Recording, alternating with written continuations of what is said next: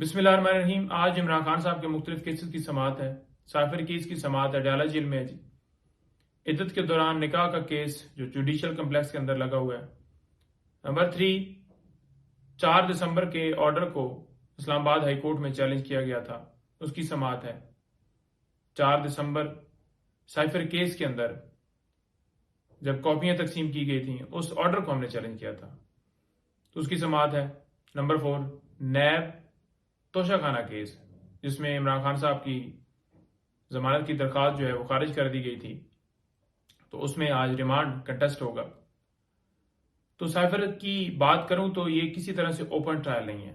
एक कैसे open trial नहीं है कि इस्लामाबाद हाई कोर्ट ने कहा कि ओपन ट्रायल होगा। ओपन ट्रायल का मतलब है कि प्रॉपर मीडिया की एक्सेस, वकला की एक्सेस, फैमिली की एक्सेस, पब्लिक की एक्सेस।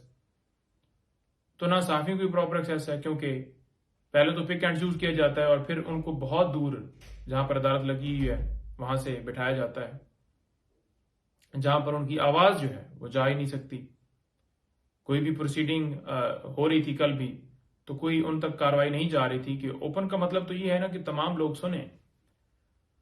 तो कम से कम 25-30 फुट या इससे भी ज्यादा कह लें वो फासला है, जहां पर अदालत मुअज़्ज़ज़ जज बैठे होते हैं, वकला खड़े होते हैं, जहां पर समाअत जारी होती है, और वहां से वो जहां पर साफी बैठे होते हैं, और बंद एक शीशे का एक वॉल है, तो वहां तक आवाज ही नहीं जाती। इसी तरह से प्रॉपर वकला को नहीं एक्सेस, वो 3-4-5 लोग उससे ज्यादा नहीं वो करने, हालांकि बहुत बड़ा हाल है। उसके साथ साथ आम पब्लिक पता नहीं कौन लोग हैं, ना मालूम, हम जानते ही नहीं है। कहते हैं हम पीटीआई की भी नहीं है जी, वोटर सपोर्टर है खान के। कभी किसी ने नहीं देखा, ना वकला ने, ना खान ने, ना कभी कोई और बंदा उनकी फैमिली का कि उन्हें जानता।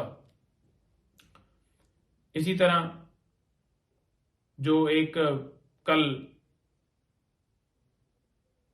आपने सुना कि फर्द जुर्म के हवाले से बात की जा रही थी कि फर्द जुर्म लग गया है, किसी सूरत हम इसको नहीं मानते कि यह फर्द जुर्म लगाया गया है, क्योंकि जिस तरह से वहां पर यह कार्रवाई चलाई जा रही है, डे टू डे चलाई जा रही है, और जो हमारी दरखास्तें थी उनके ऊपर पहले फैसला देना था वो दिए ही नहीं गया। साइफर रूल्स दिए ही नहीं गए, जिसके ऊपर ये केस सारा, वो साइफर कानून है ना, साइफर रूल्स जो है वो कानून है, वो तो कोई खुफिया नहीं है। और उसके अलावा साइफर की कॉपी वो भी नहीं दी गई, रिकॉर्ड के ऊपर है ही नहीं। और बाकी भी इसी तरह से हमने मुख्तलिफ गुजारिशात रखी थी, कल वीडियो के अंदर मैंने तफसीलात बता दी थी।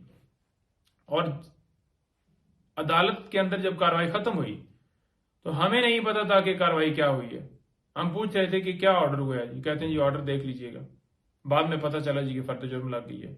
ना इमरान खान साहब ने साइन किए हैं, ना इमरान खान साहब को यूं बताया गया है कि आपके ऊपर फर्द जुर्म लगाई जा रही है, आप इसे एक्सेप्ट करते हैं, नहीं करते। कोई इस तरह की प्रोसीडिंग नहीं हुई। इसलिए तो हम कह रहे थे कि ओपन ट्रायल हो, आम पब्लिक जो है मीडिया की प्रॉपर एक्सेस हो, असल रिपोर्टिंग बाहर आ सके। बात यह है कि जब आप साफियों को जो आप चूज करके ले जाएंगे, उनको बैठाएंगे भी पीछे, उन तक आवाज नहीं जाएगी, तो फिर कैसे लोगों को पता चलेगा कि केस चल क्या रहा है, केस के अंदर है क्या। हम कहेंगे तो कहेंगे कि जी इमरान खान के वकला झूठ बोल रहे हैं।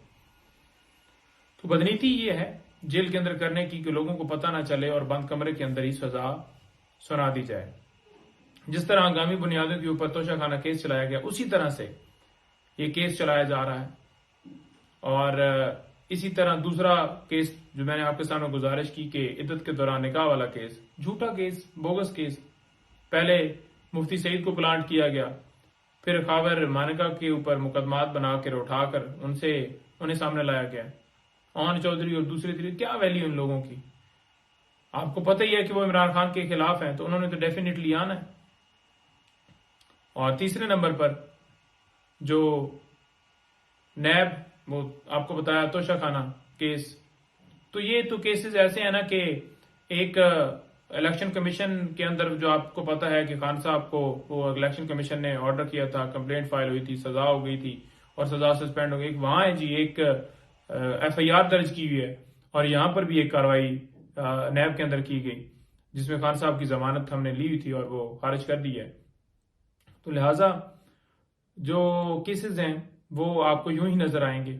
और दूसरी तरफ अगर देखा जाए, जहां पर नवाज शरीफ नाम आएगा वहां पर टक टक टक करके केसेस खत्म होंगे।